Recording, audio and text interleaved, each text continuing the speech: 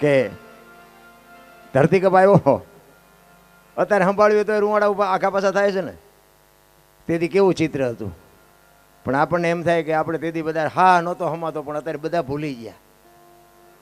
પછી જ આ કોરોના આવ્યો અને કોરોનામાં ન સમજાતા હમણાં કંઈક ઓલું નથી આવ્યું બીજું ચાંદીપુરા શું એવું કંઈક આવ્યું. તો એ તો મોટો કલાકાર છે, આમાં નહીં સમજ્યું હજી તો બીજું કંઈક કાઢવાનું. ઈશ્વરને તમે ન પૂગી નથી શકવાના. ઈશ્વર દયાળુ છે બાબુ. એક માણસનો અવતાર આપ્યો છે ને, એક સમજી લેજો. કંઈક કરવા આપ્યો છે એક સમજી લેજો. આ જીવનમાં તમને ને મને આ મોકો મળ્યો છે. આ મોકો ક્યારે પૂરો થઈ જાય ને ક્યારે સમય ખતમ થઈ જાય બાપુ કોઈને ખબર નહીં પડે. એક ઘડી આથી મેં પુનિયાત બાપુ 24 કલાકમાં કાંઈક કરી લેજો ને એ જ તમારી મારી ભેળું આવવાનું છે. 5 તત્વનો દેહ માણસને આપ્યો. માણસ એક જ ભજન કરી શકે. તમે 84 લાખ જીવમાં જોવો ને, જીવે છે બધા ને બધું જોવે છે, પણ દાંત માણા એક જ કાઢી શકે, કોઈ કાઢી નથી શકતું. એક લખવું હોય તો લખી લેજો. તમને આ ખબર બધાને છે પણ અનુભવ નથી કર્યો. આ કૂતરાને તમે સારું ખવડાવ્યું ને તો પૂંછડી પટપટાવે, બાકી દાંત ન કાઢે કે આજ મજા આવી. ભેંસને ધરીને ખાણ ખવડાવ્યું હોય ને તો એ મનમાં રાજી થાય કે આજ જલસો કરાયો, પણ દાંત ન કાઢી શકે. દાંત બાપુ માણસ એક જ કાઢી શકે, કોઈ નથી કાઢી શકતું. માણા જે અઢી મણના થોબડા લઈને ફરે છે, એટલે માણા તમને દાંત કાઢતા આવડે છે, તમે તો દાંત કાઢો. ભેંસુને ચા બિચારીઓને આવડે છે. અરે આનંદ કરે એવો બાપુ સમય મળ્યો છે, આનંદ મળ્યો છે, મોજ કરી લેવાની વાત છે. રામ કોઈ સંતના શરણે બેહી અને બાપુ કંઈક પૂછો કે અમે ક્યાંથી આવ્યા છે, ક્યાં જઈએ ને ક્યાં જવાનું છે, શું કરવાનું છે. બાકી તો આ કૂતરા, હું તો અહીં વાળું કરીને ક્યારેક બહાર નીકળું ના કૂતરા હોતા હોય ને તો હું તો એમના સામું ઘડીક તાકી રહું કે સારું આમને કાંઈ ઉજાગરો છે, છોકરો પરણાવો છે ને ધાબુ ભરવું છે ને ચૂંટણી લડવી છે ને અમારું સન્માન ન કર્યું ને કોર્ટે જવું ને જામીન જડતા નથી ને કોઈ લોહી ઉકાળા છે. તો મને એમ થાય ખરું આ આપણને આટલી બધી બુદ્ધિ આપી દે, આ બુદ્ધિના ગાળી આપણે જ થયા છીએ ને બીજું શું છે આમાં? હે અરે બાપુ જીવવા જેવું મળ્યું છે. રામાયણ અને મહાભારત બાપુ મહાપુરુષોએ બનાવ્યા છે, પણ તમને ને મને એક શાન કરી છે. કેવા દીકરા હોય, કેવા ભાઈઓ હોય, કેવી બેન હોય, કેવી માં હોય. આ જોવું હોય તો રામાયણમાં જોવો, અને રડેલો ન ખાવું હોય તો મહાભારતમાં જોવો. એક જ હિસાબ. સીતાજી લક્ષ્મણ રેખા ઓળંગી જાય ને એનું હરણ થાય. આખી દુનિયાને ખબર છે સીતાજીને બાપુ રાવણ ઉપાડી જ ન કે ખોટી વાત છે. તમને મને માર્ગ બતાવ્યો છે કે જે લક્ષ્મણ રેખા ટપી જાય ને એનું આ દુનિયામાં હરણ જ થાય, પછી ગમે એ હોય. રામ એ તમને અને મને શાન કરી છે.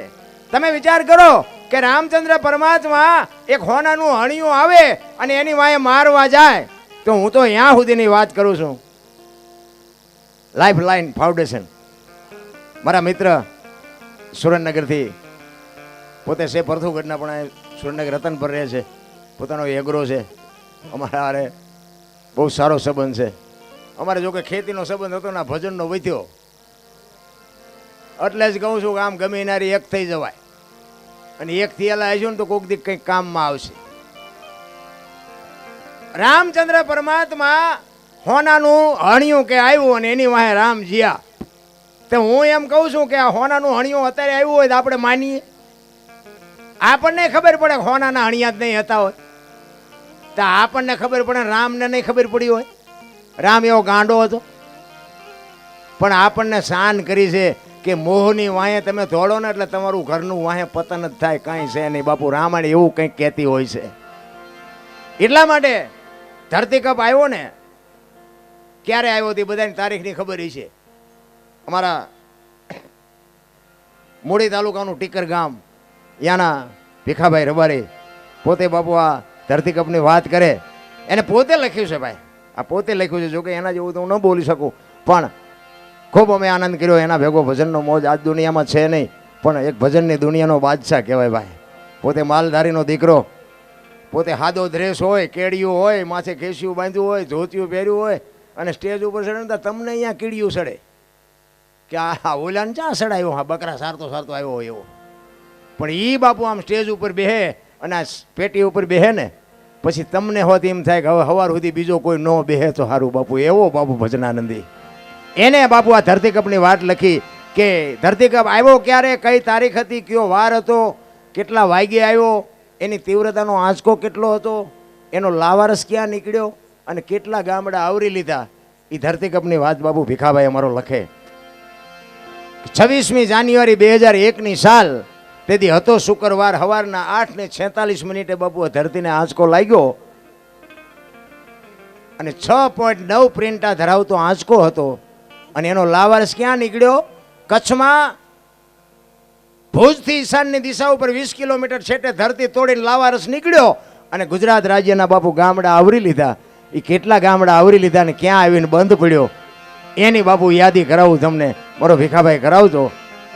પ્રથમ ભાગે જ્યાં પ્રગટ થયો કચ્છમાં ધ્રાંગ લોડાઈને ધ્રુજાવતો, ભુજને લીધો ભરડો, અંજારને આંટો ફરી ખીડોય નાખ્યો, ખખડાવી ભચાવને કર્યું ભાંગીને ભૂકો, રાપરને રમ ઢોળતો, સામખિયારીને નોરવા દીધી શાન કે ભાન કેર કર્યો, કારો ચૂથી નાખ્યો ચકલાનો માળો, બચાવો બચાવો ની થાય કિકિયારી નથી બચવાની ક્યાંય બારી, અહીંયાથી ઉભા રણમાં આવ્યો માળિયા માથે થઈ, મોરબીના ઉડાડ્યા માહોર, જામનગર માથે જડી બોલાવતો, હાલારનો પકડ્યો હાથ બહુ ધૂણાવી બારાડી, જુનાગઢિયા લીધા ઝપટમાં ડોલાયો, દક્ષિણનો દરિયો અહીંયાથી પાછો ફર્યો, ભાવનગરને ભડકાવતો, વલભીપુર નાખ્યો ઓલોવી, નોરવા દીધી શાન કે ભાન કેર કર્યો, કારો ચૂથી નાખ્યો ચકલાનો માળો, બચાવો બચાવો ની થાય કિકિયારી નથી બચવાની ક્યાંય બારી, વલભીપુરમાંથી વસુટો ગોહિલવાડમાં ગુંજાણો, પોણા ભાગનું લીધું પાલીતાણા, બજરંગ બાપાની મેરથી બગદાણાથી બારો હાલ્યો, કાઠિયાવાડ કમકમાવતો, રાજકોટમાં રેલાણો, 8 નંબર રોડે અથડાણો, ચોટીલા હોરો થઈ, સાયલાને કરી શાન, લીમડીને મારતો ગયો લપાટ, ધોળકા ધંધુકા ધ્રુજાવતો, ભરૂચના ઉડાડ્યા ભમરા, સુરતને કરી શાન, વાપી નાખ્યો ઓલોવી, નોરવા દીધી શાન કે ભાન કેર કર્યો કારો, ચૂથી નાખ્યો ચકલાનો માળો, બચાવો બચાવો ની થાય કિકિયારી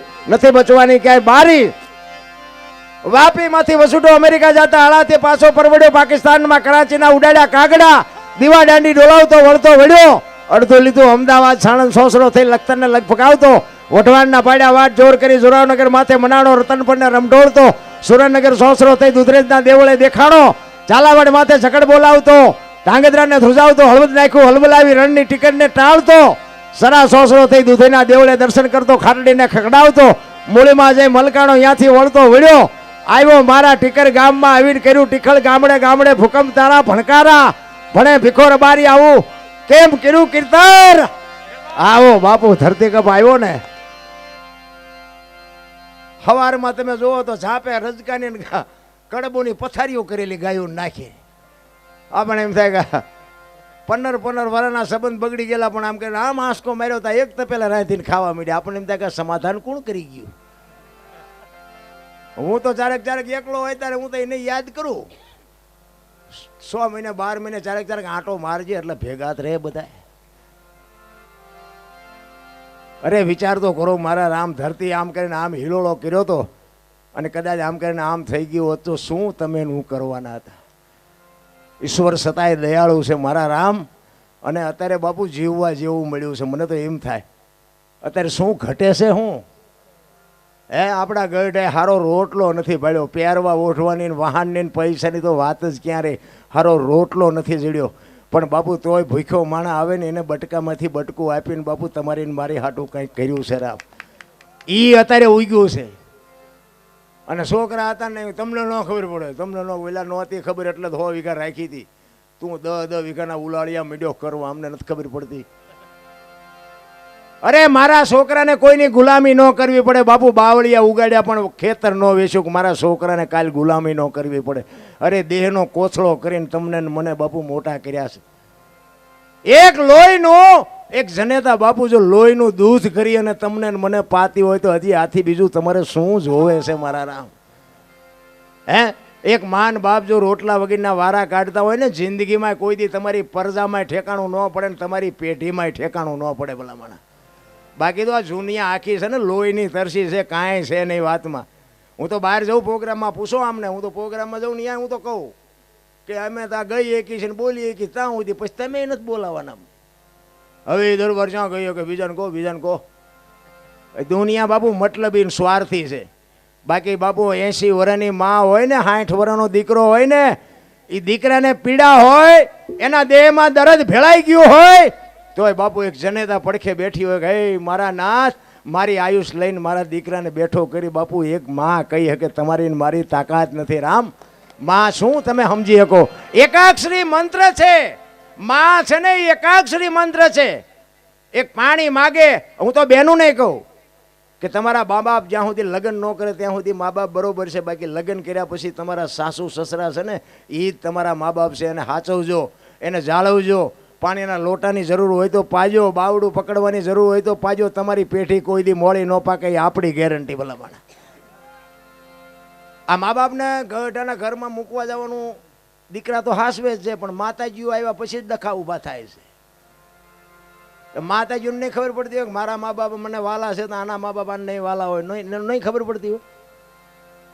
પણ બાબુ આ સમજવાની જરૂર છે. મારો કહેવાનો મિનિંગ કે એક દી આ દેહ તો આપણો ગઈઠો થવાનો છે ને આપણી પરજા એની પાસે આપણે જરૂર પડવાની છે. આપણે જેવા મા બાપને રાખ્યા છે ને એવું જ આપણી પરજા આપણ માટે રાખવાની છે. કાંઈક તમે વાવ્યું હશે તો ઉગશે રામ. હું તો અમારા છોકરાઓને મારે જો કે ભગવાનની દયા છે, સંતોની કૃપા છે. મારે દીકરાના ઘરે દીકરાની વહુ બાપુ કાંઈ ન ઘટે.